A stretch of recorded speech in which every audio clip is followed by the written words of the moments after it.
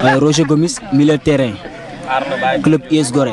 C'est Badara Sarr, je joue comme milieu défensif, je viens de FC Parme. Yassine Toumbanik Sen, je suis un attaquant de la Jeanne d'Arc.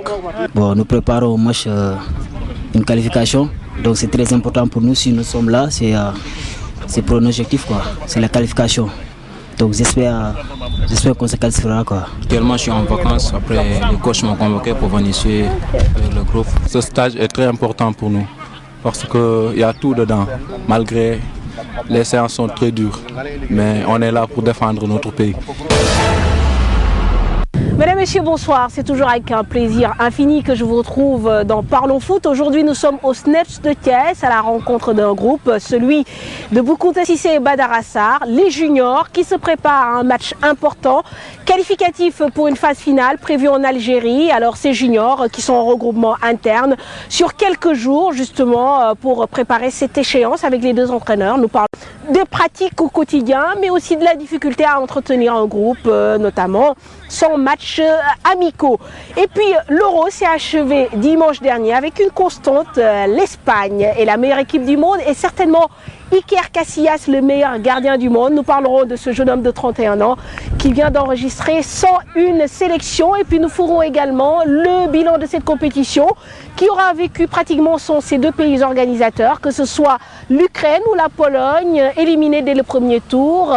Donc on verra bien sûr les grosses déceptions. C'est le cas des Pays-Bas ou encore de la France, des équipes qui sont revenues au devant de la scène, notamment l'Italie, le Portugal et bien sûr l'Espagne qui aura réussi l'exploit de conserver son titre européen. Vos rubriques hebdomadaires, Dundu Foot bien sûr, le marché des transferts. Le tout c'est du foot, c'est dans Parlons Foot. Merci de votre fidélité, bienvenue à tous. Voilà, amis téléspectateurs, comme je vous le disais au sommaire, nous sommes ici au SNEPS de Thiès en compagnie du staff de l'équipe nationale junior et pour ouvrir le bal, vous le reconnaissez, Badara Sarr, entraîneur de l'AS Douanes, mais en même temps coach adjoint de l'équipe nationale junior. Alors Badara, bonsoir. Bonsoir Mme Fatou. Alors dites-nous déjà par rapport au côté pratique, pourquoi avoir choisi ce lieu pour regrouper vos jeunes?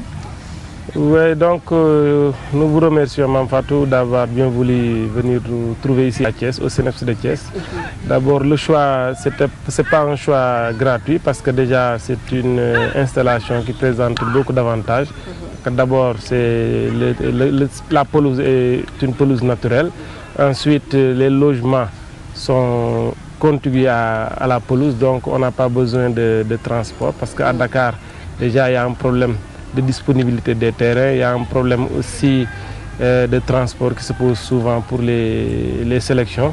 Donc là, on a toutes les installations possibles. Il y a le restaurant qui est à côté, la salle de musculation, l'infirmerie. Donc c'est un lieu vraiment adapté, adéquat pour la préparation d'une compétition. Très bien. En parlant de disponibilité, est-ce qu'il a été facile pour vous justement d'avoir tous les joueurs?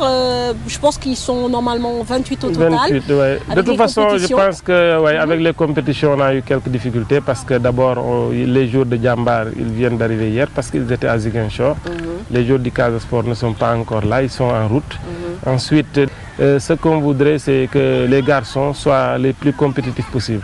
Donc s'il y a des matchs entre-temps, on va les laisser faire leur match et revenir. D'accord, donc au final c'est peut-être un point positif aussi de savoir que même au moment où il y a un regroupement interne, ils sont quand même en compétition. En compétition, ça c'est ça, voilà, c'est très important parce que vous n'êtes pas sans savoir que peut-être le gros de cette troupe-là nous vient des équipes de Ligue 1 et de Ligue 2.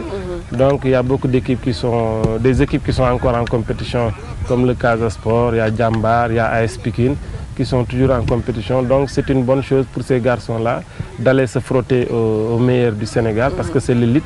Ensuite de venir nous apporter peut-être leur expérience. Tout à fait. Mais en dehors de ces clubs de Ligue 1, j'imagine qu'il y a des joueurs qui viennent également d'autres championnats, que ce soit la deuxième division ou en national. Donc pour ces joueurs-là, c'est peut-être l'intérêt de se retrouver ici au SNEPS de Thiès. Ouais, voilà, surtout ça parce qu'il n'y a pas un championnat junior régulier ici au Sénégal. Donc à Dakar, peut-être les joueurs ont joué les juniors.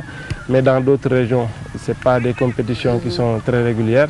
Donc c'est ce qui a fait que vraiment on a fait le choix sur des joueurs qui évoluent en national, Ligue 2 et Ligue 1 Ensuite, on a pris aussi des joueurs qui nous viennent des centres comme Aspire, c'est-à-dire c'est un centre qui est très compétitif. Et puis des joueurs de l'ossature de l'équipe nationale cadette de l'année dernière qui a participé à la Coupe d'Afrique. Donc c'est avec ces garçons-là que nous travaillons. L'ossature de la Coupe, donc de la CAN cadette. Cadette, oui, parce que c'est généralement l'ossature de cette CAN-là qui est là avec nous. Très bien. Alors parlons de choses pratiques. Comment se passent les séances? Est-ce que quand même vous espérez au bout de ces 4-5 jours de regroupement avoir tout le groupe en votre possession? Oui, peut-être on n'aura pas tout le groupe en même temps parce que pendant que les joueurs du Casa viennent, les joueurs de Dakar Sacré-Cœur et de HLM Grand F sont déjà partis. Peut-être on va les avoir peut-être pour 2 jours, c'est-à-dire jeudi et vendredi. Mais de toute façon, c'est bénéfique pour nous parce que là, on a la possibilité de faire pour le moment, pour cette première semaine-là, 3 séances par jour. Déjà, on se réveille très tôt le matin pour faire une séance de 7h à 8h. Ensuite, à partir de 11h, on a la séance matinale, elle est surtout très physique. Ensuite, une séance à peu près technique et tactique de 11h à midi. Et là, à partir de 17h jusqu'à peut-être 18h30, une séance aussi axée sur la technique et la tactique. Donc, on a la possibilité de faire 3 séances par jour, est-ce que ce n'est pas trop lourd pour les joueurs? Non, c'est sûr, c'est une charge très importante. Mais c'est-à-dire ça, c'est pour la première semaine, c'est-à-dire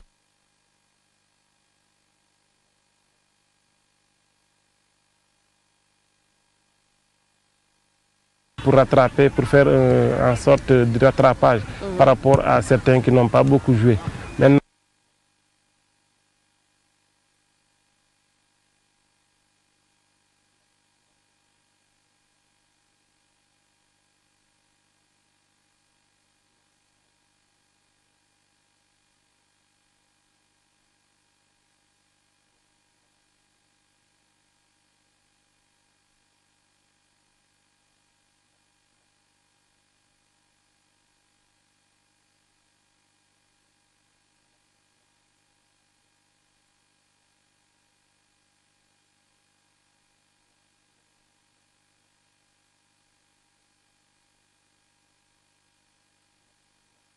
à partir de la semaine prochaine, lors du second regroupement, là on aura peut-être 2 séances par jour pour au finish vers le 27-28 parce que c'est la date du match. Là on va sûrement avoir une séance.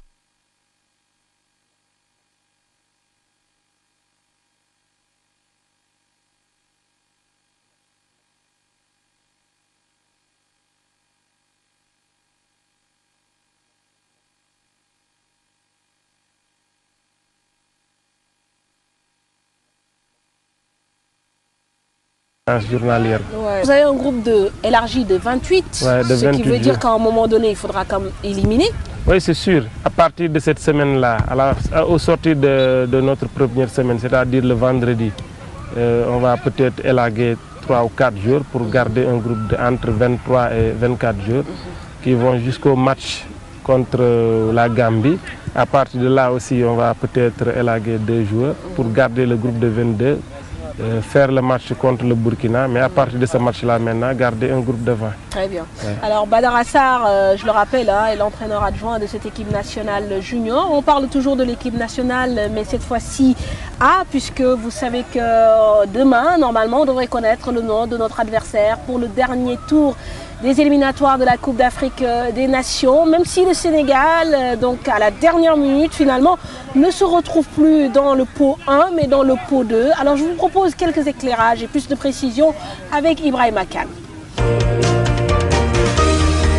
Le Sénégal inscrit dans un premier temps dans le chapeau 1 en vue du dernier tour qualificatif des éliminatoires de la CAN n'en sera pas. Les coéquipiers de Damdoy seront logés dans le chapeau 2 en compagnie des pays supposés les plus faibles du continent. La Confédération africaine de football est donc revenue sur son premier classement qui faisait du Sénégal tête de série pour le dernier tour des éliminatoires de la CAN 2013 en remplaçant le Maroc qui intègre ainsi le top 15 continental. Le premier chapeau comptera les 15 meilleures sélections africaines sur la base des résultats enregistrés lors des 3 dernières phases finales de Coupe d'Afrique. Il s'agit bien sûr de l'Algérie, l'Angola, le Burkina Faso, le Cameroun, la Côte d'Ivoire, le Gabon, le Ghana, les 2 Guinées, le Mali, le Maroc, le Nigeria, le Soudan, la Tunisie et la Zambie. Reversés dans le chapeau 2, les Lions du Sénégal auront donc comme adversaire l'une de ces 15 meilleures sélections africaines. L'élimination de l'Égypte n'y aura rien fait. Les Pharaons vont rater pour la deuxième année consécutive une phase finale de Coupe d'Afrique. Samedi dernier, Mohamed Aboutrika et les siens n'ont pas pu renverser la vapeur à Bangui après leur défaite à l'aller 3-2. La Centrafrique a été certes tenue en échec 1 but partout à Bangui, mais peu importe, les fauves du bas ou Bangui avaient gagné 3-2 à Alexandrie à l'aller. Après le tirage... Décision avec Ibrahima Kane.